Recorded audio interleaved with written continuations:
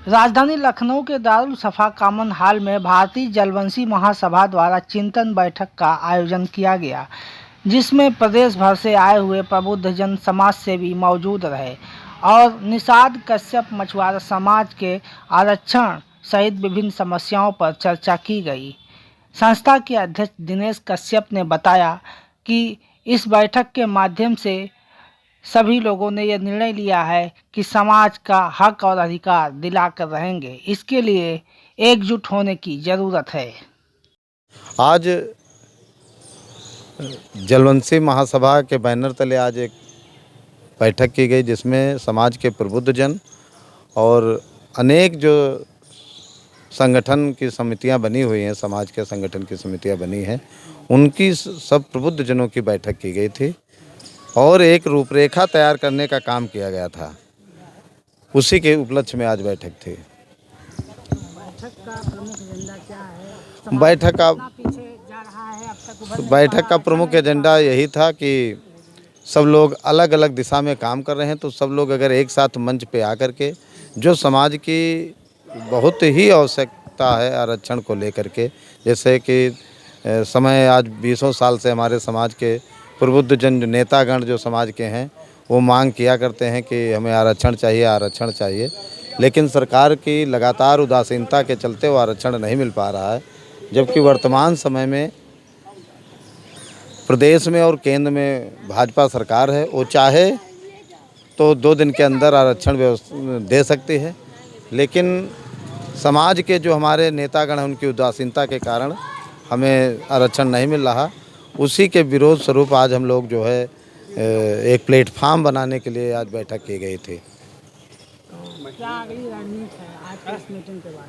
आज की मीटिंग के बाद हम अपने प्रबुद्धजनों से सलाह लेकर के एक मंच बनाएंगे और मंच बना करके सरकार का ध्यान आकर्षित करने की कोशिश करेंगे कि वो हमारी समस्याओं को समझे और समय अनुसार हमारा आरक्षण को लागू करे। संक्षिप्त में बताइए कि आरक्षण का टेक्निकल पॉइंट क्या है और मिल क्यों नहीं पा रहा है?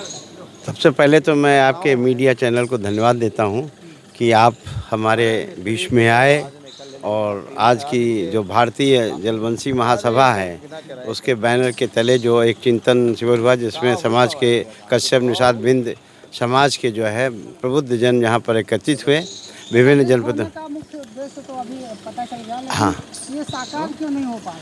देखिए 2 चीज़ें हैं।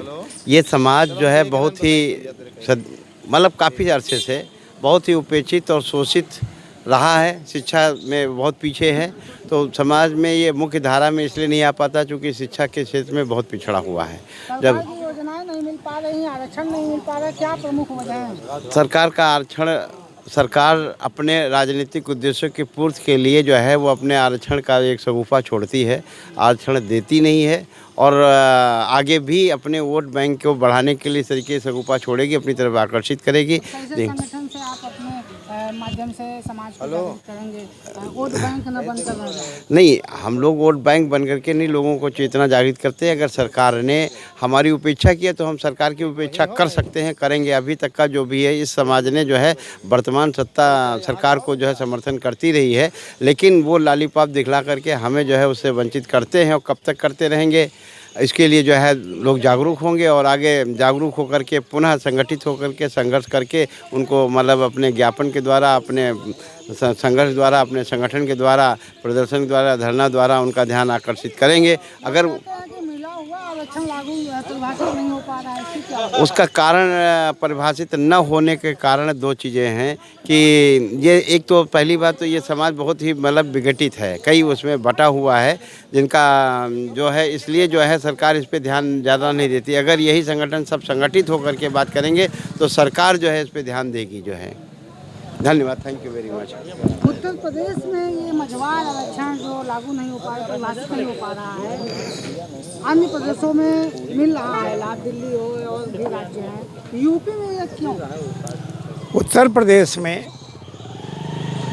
1961 से जब केंद्र सरकार ने इसको परिभाषित किया था तो ये मंझवार और मांझी के नाम से जाना जाता है और उसमें 1961 के सेंसेक्स में स्पष्ट लिखा है कि मल्लाह, केवट यही इसकी जातियां हैं।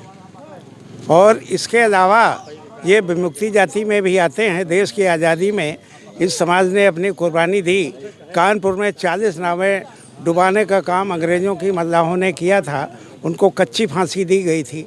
तो उत्तर प्रदेश सरकार से आज मंच के माध्यम से हम मांग करना चाहेंगे है कि इस समाज को विमुक्ति जाति का भी प्रमाण पत्र दिया जाए। कश्यप बिरादरी है, गौंड बिरादरी, धुरिया बिरादरी, ये कहाँ तक किस तरह का आरक्षण का हकदार है? देखिए, धुरिया सरकार में ही अभी हाई कोर्ट में एक मुकदमा दायर हुआ था, उसके बाद हाई कोर्ट कोई डिसीजन नहीं ले पाया। उत्तर प्रदेश सरकार को नोटिस आई कि आप धुरिया के बारे में रिसर्च करके कोर्ट को बतावें। 60 पेज की रिपोर्ट बनी है और उसमें 5 IAS अधिकारी सचिव रैंक के 2.5 साल इन्होंने लगा दिया सर्वे और निष्कर्ष निकालने में। लेकिन निष्कर्ष ये निकल के आया है कि ये कहार नहीं है, धुरिया बैकवर्ड में नहीं है। लेकिन हमें बड़ा दुख के साथ कहना पड़ता है कि कहार कश्यप के साथ धुरिया, गोड़िया, बाथम, रैकवाड़, सुरैया, धीमर ये जातियाँ हैं, इनको प्रमाण पत्र न दे करके सिर्फ कहार का प्रमाण पत्र दिया जाता है। ये हमेशा अवैध है। और कहार जाति ने एक कम्युनिटी है, कहार एक पद है कि जहाँ पर अस्पताल में, PSC में तमाम भर्ती होती तो कहार पद पर भर्ती होती है। तो ये हमारे साथ अन्याय हो रहा है। क्या सर्वे रिपोर्ट कहता है भारत की जनगणना में किस तरीके से इन जातियों को भारतीय जनगणना में आरक्षण नहीं मिल पा? भारतीय जनगणना में कहार को ट्राइब्स में गिना गया है 1931 में। जब 1931 में ट्राइब्स थे तो ये बैकवर्ड में कैसे आ गए? तो आप 27% आरक्षण का विरोध करते हैं? 27% हमें 27 के, हमारा 27 से कोई विरोध नहीं है। हमें हमारी अपनी हिस्सेदारी चाहिए आबादी के हिसाब से।